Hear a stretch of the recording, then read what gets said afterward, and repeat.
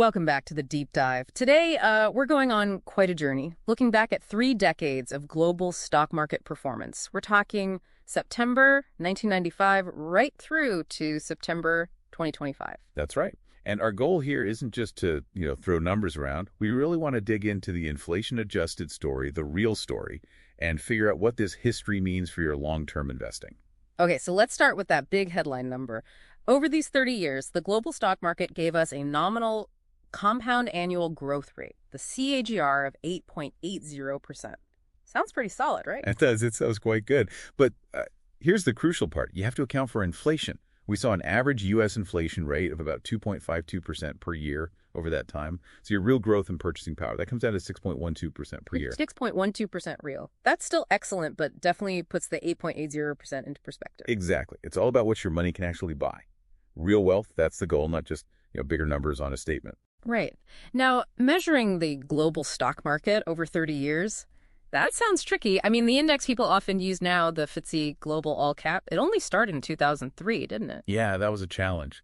The benchmark we needed wasn't around for the whole period, so we used a well-regarded proxy, the MSCI All-Country World Index, the ACWI. It has a very similar scope, covering developed and emerging markets, large and mid-caps, and it goes way back. Gotcha. So the ACWI gives us that long-term view. It does. And, the very fact that we can use such broad indexes now reflects something huge that happened over these 30 years. Oh, yeah. A real democratization of global investing. It's much easier for you to invest globally today than it was in 95. That's a great point. Okay, so we have our number, 6.12% real CAGR. We know how we measured it. But that average, it hides a heck of a ride, doesn't it? This wasn't smooth sailing. Not at all. Think about the periods within those 30 years. Yeah, like the end of the 90s, the dot-com boom. I remember 1999 was just wild, up 48.4%. Insane growth.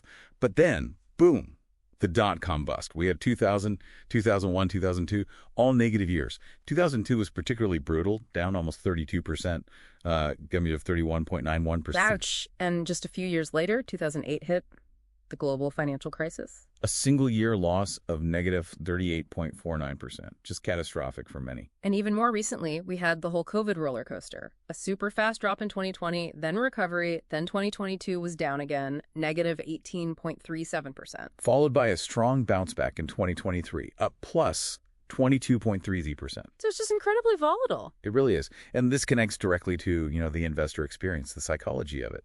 Think about this. The maximum drawdown, the biggest peak to trough fall during this whole period, was a staggering negative 53.2%. That happened between August 2000 and March 2013. Over half your investment value gone, at least temporarily. That's hard to stomach. It really is. And it raises that question, are you as an investor truly ready for that? Because history suggests these kinds of drops happen. Which brings us back full circle to why focusing on real returns is so vital. Inflation chips away silently, but these massive drops, they're loud. Absolutely. Yeah. And sometimes they happen together.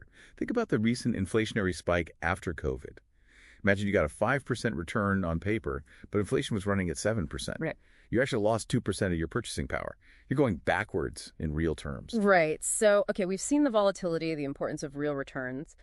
What are the big strategic takeaways for someone listening? I mean, despite the bumps, that long-term compounding is powerful. If you'd put $10,000 in back in 1995. Yeah, that hypothetical $10,000 would have grown to about $126,820 in nominal terms by 2025. Wow. But again, in real terms, in 1995 purchasing power, that's about $59,630. Yeah. A nearly 6-fold increase in what you could actually buy.